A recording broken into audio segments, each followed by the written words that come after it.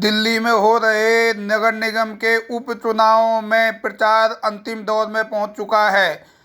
रोहिणी सी ward 32 से कांग्रेस प्रत्याशी मेमवती बरवाला के चुनाव प्रचार के लिए एक विशाल जनसभा साबा डेरी में रखी गई।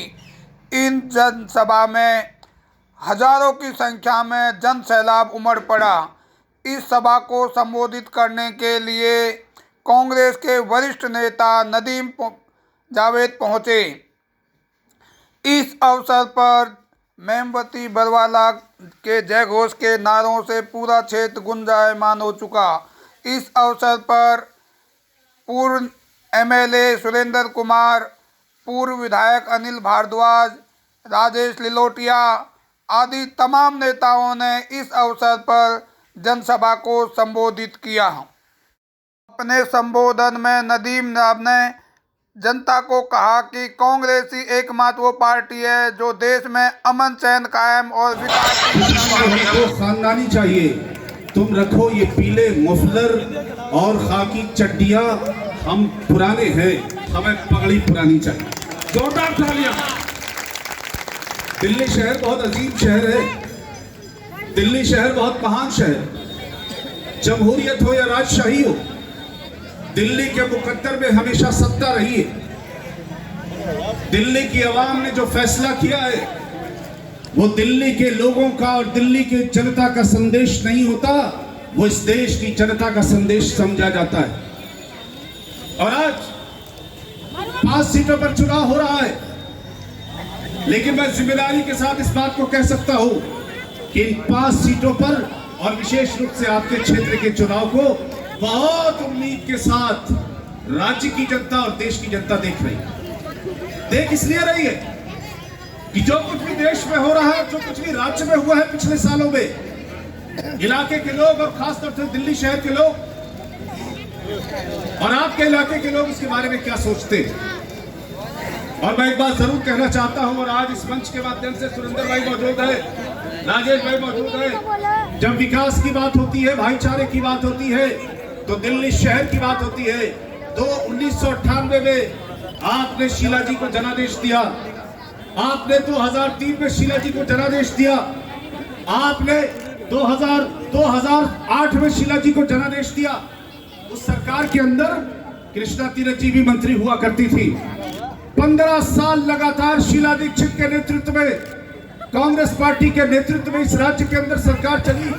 और याद करिए, पूरे देश के अंदर अगर एक नंबर का राज्य कोई बना था तो वो दिल्ली बना था। और दिल्ली के इस राज्य को बनाने का काम कांग्रेस पार्टी की क़यादत में और कांग्रेस पार्टी के नेतृत्व में हुआ। शीला जी को मैं प्रणाम करता हूँ, जहां भी रहेंगे खुश रहे। तुम्हें कहता है श्रद्धांजलि देता हूँ, तुम्हें कहता है गुजरात कौन, तुम जिंदों से बेहतर हो, तुम्हारी खूबियां जिंदा, तुम्हारी नेकियां बाकी। आज सवाल इस बात का है, दिल्ली की तस्वीर को और तकदीर को बदलने का काम कांग्रेस पार्टी ने किया। और याद करिए, 2013 में एक आंदोलन खड़ा हुआ अन्ना हजारे के नेतृत्व में, और कहा गया कि हम इस राज्य को बदलना चाहते हैं और इस राज्य की तस्वीर और तकदीर को बदलना चाहते हैं।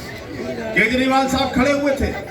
याद करिए, केजरीवाल से कहा जाता था कि क्या आप राजनीति में आएंगे? बोले राजनीति को तो हम देखेंगे भी नहीं, हम तो यहाँ जनता की सेवा के लिए आए हैं। आज पूछिए केजरीवाल से, जो अपने बुजुर्गों का नहीं हुआ वो जनता का क्या होगा? पूछिए कि कहाँ है अन्ना हजारे, पूछिए कि जिन्होंने आंदोलन खड़ा किया था कहाँ गए। और पूछा जाना चाहिए कि योगेंद्र यादव से लेकर प्रशांत भूषण से लेकर तमाम जो उस वक्त मूवमेंट के लोग थे वो कहाँ चले गए। सिर्फ आरोप लगाया गया और सत्ता की राजनीति करने का काम केजरीवाल जी ने किया। और हम कहते हैं, क्या कहते हैं? हम कहते हैं कि भारतीय जनता पार्टी और केजरीवाल, हम कहते हैं कि भारतीय जनता पार्टी और केजरीवाल एक साथ हैं। क्यों कहते हैं? याद करिए, मुझे अच्छी तरह से याद है कांग्रेस पार्टी की जनाक्रोश रैली थी। अजान हो रही है ना, अजान। हमें याद है कि चौधरी मतीन पहुंचे थे, हमें याद है कि हमारे विधायक जी भी पहुंचे वहां पे। रात में 4 बजे तक जामिया के छात्रों की आवाज को हमने बुलंद किया और बुलंद करने के बाद उनको वहां से छुड़वाने का काम किया। पूरे देश के अंदर मूवमेंट हुआ। सीएनआरसी के खिलाफ राहुल गांधी, सोनिया गांधी, प्रियंका गांधी सड़क पर निकले, इसलिए कि हमारी ये समझदारी है कि सीए एनआरसी सिर्फ मुसलमानों पर या अकलियतों पर हमला नहीं है, वो हिंदुस्तान के संविधान पर, बाबा साहब भीमराव अंबेडकर के बनाए हुए संविधान पर है। और संविधान के पन्ने कहते हैं कि इस मुल्क में हिंदू और मुसलमान बराबर होगा। संविधान कहता है ब्राह्मण और दलित बराबर होगा। संविधान कहता है कि गरीब और अमीर बराबर होगा। संविधान कहता है कि अगड़े और पिछड़े बराबर होंगे। संविधान कहता है कि कोई जात और मजहब की बात नहीं होगी, सब बराबर हैं। जो इस्लाम का पैगाम है, जो हिंदू मजहब का पैगाम है, जो दूसरे मजहबों का पैगाम है, इंसानियत का, मोहब्बत का, अमन का, शांति का, सौहार्द का, कौमी एकजुटता का, भाईचारे का, वही पैगाम हमारा संविधान देता है। लेकिन पूछा जाना चाहिए कि पूरे देश में मूवमेंट चला भारतीय जनता पार्टी के खिलाफ, अमित शाह और मोदी के खिलाफ, और मैं कहता हूं शाह और तानाशाह के खिलाफ। पूछा जाना चाहिए एक आदमी भी आम आदमी पार्टी का सड़क पर निकलकर अगर लड़ाई लड़ा हो तो आप बताइए। न विधायक, न सांसद, सांसद तो खैर है ही नहीं है, विधायक, न कोई काउंसलर, न कोई मंत्री, न मुख्यमंत्री। शाहीन बाग का इतना बड़ा आंदोलन हुआ, मुख्यमंत्री जाने को तैयार नहीं थे। आपने मोदी और शाह से गठबंधन कर लिया है। अकलियतों पर, दलितों पर, पिछड़ों पर, कमजोर लोगों पर अगर हमला होगा तो आपने गठबंधन कर लिया है केजरीवाल साहब सत्ता के लिए। आपने अन्ना हजारे को भी हाशिए पर डाल दिया और आपने दिल्ली की जनता को भी हाशिए पर डालने का काम कर दिया। आप झुक जाइए, आपको सरकार चलानी है मोदी और शाह के सामने, तो झुक जाइए, समझौता कर लीजिए। लेकिन इतना भी मत झुकिए कि रस्म ताजीम न रुस्वा हो जाए, रस्म ताजीम न रुस्वा हो जाए। इतना मत झुकिए कि सजदा हो जाए। जिनको दस्तार मिली है उनको, पगड़ी कहते हैं दस्तार को, जिनको दस्तार मिली है उनको सर भी मिल जाए तो अच्छा होगा। आप पूछा जाना चाहिए 2014 के लोकसभा के चुनाव में बड़े बड़े वायदे देश के प्रधानमंत्री ने किए थे और प्रधान सेवक ने किए थे।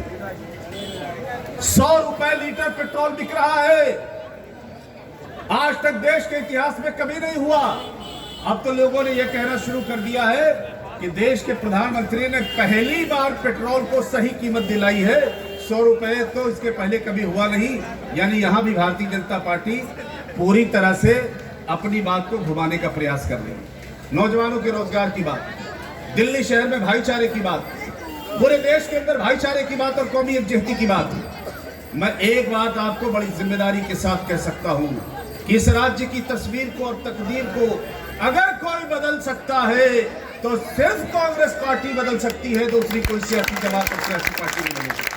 हमारी बहन दरवाले भी कहां चले गए? हमारी बहन जिन्होंने पहले भी विकास किया, पहले भी जोरदार तरीके से आपकी लड़ाई को हमारी बहन ने बुलंद किया कि नहीं किया बताइए। और किया है तो दोनों हाथ उठा के आगे पीछे के साथ ही जोरदार ताली हमारी बहन के लिए बजाइए। आपके सेवक के रूप में, आपके भाई के रूप में, आपके कार्यकर्ता के रूप में इन्होंने काम किया। अगर ये चुनाव जीतेंगे तो यकीन जानिए आने वाले नगर निगम के चुनाव में कांग्रेस पार्टी का तिरंगा झंडा लहराएगा। और उसके बाद जब विधानसभा के चुनाव होंगे तो हम आपको वचन देते हैं पूरी शिद्दत और जुनून के साथ लड़ाई लड़ेंगे। मोदी और शाह को भी इस राज्य से खत्म करेंगे और देश से खत्म करेंगे और केजरीवाल को भी खत्म करेंगे।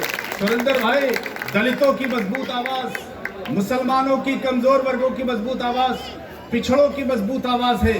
और आज जिस तरह से पूरे पूर्वी उत्तर प्रदेश में, पश्चिमी उत्तर प्रदेश में, दिल्ली में, हरियाणा में, पंजाब में, राजस्थान में, पूरे उत्तर भारत में एक माहौल बन रहा है। किसान खड़ा हो रहा है, कमजोर लोग खड़े हो रहे हैं, नौजवान खड़ा हो रहा है, माए और बहनें खड़े हो रही हैं।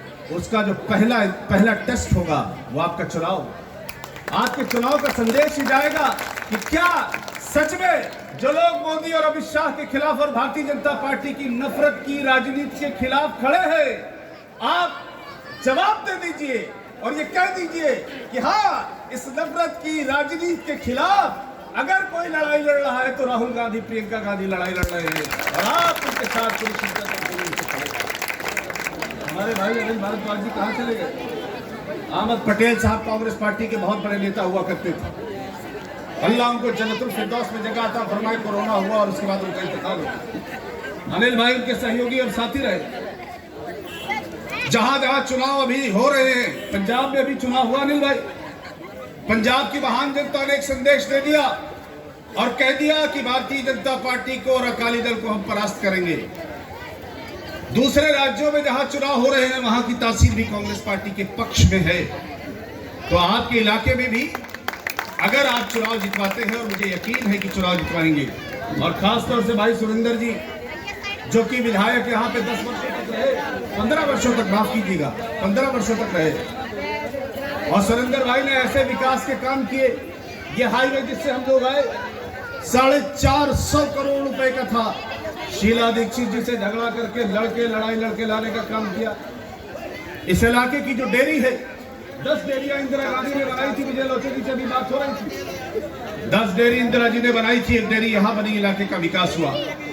ये जितने घर बन मिले हैं लोगों को, सब सोनिया जी के, सब कांग्रेस पार्टी के दिए हुए काम है। आम आदमी पार्टी कहती है कि हम लोगों को घर देने का काम करेंगे, आपकी झुग्गियों को घर देने का काम करेंगे। कांग्रेस पार्टी ने 80,000 घर बनाए, 80,000 गाली पड़े। शीला दीक्षित ने जो 80,000 घर बनाए उसको आप बांट लोगों को नहीं पा रहे, वो आप लोगों को दे नहीं पा रहे, वो गरीबों में बांटने के लिए शीला जी ने बनाया था। जो लोग बांट नहीं सकते वो बना क्या सकते हैं? अगर कोई बना सकता है और लोगों के हक और हकूक की लड़ाई को लड़ सकता है तो वो सिर्फ कांग्रेस पार्टी लड़ सकती है। एक बात और अर्ज करना चाहता हूं, आम आदमी पार्टी भी बार बार ये कोशिश करती है कि अगर कांग्रेस पार्टी को वोट दोगे तो भारतीय जनता पार्टी को फायदा हो जाएगा। भारतीय जनता पार्टी नफरत की सियासत करने की बात करती है, लेकिन बात तो कहीं से शुरू करनी पड़ेगी, और बात शुरू करने के लिए हमारी बहन से बेहतर क्या हो सकता है? आपने इनको टेस्ट किया है, आपने इनको देखा है, आपने इनके संघर्ष को देखा है, इनके परिवार को देखा है। ये आपकी सेवक है, आपकी सिपाही है, आपकी बहन है, आपकी बेटी है, आपके चरणों में बैठकर आपका आशीर्वाद मांग रही है। इसलिए आपसे गुजारिश करना चाहता हूं कि हाथ के पंजे पर ही वोट करिएगा, और अगर आप हाथ के पंजे पर वोट करना चाहते हैं तो एक बार दोनों हाथ उठा दो साथियों। आगे पीछे के साथी, दुकान में बैठे हुए साथी, आगे की दुकानों के साथी, पीछे के साथी, मंच के साथी, सबने हाथ उठा दिया। अपने संघर्ष के लिए जोरदार ताली बजा दो साथियों, जोरदार ताली बजा दो। इन्हीं बातों के साथ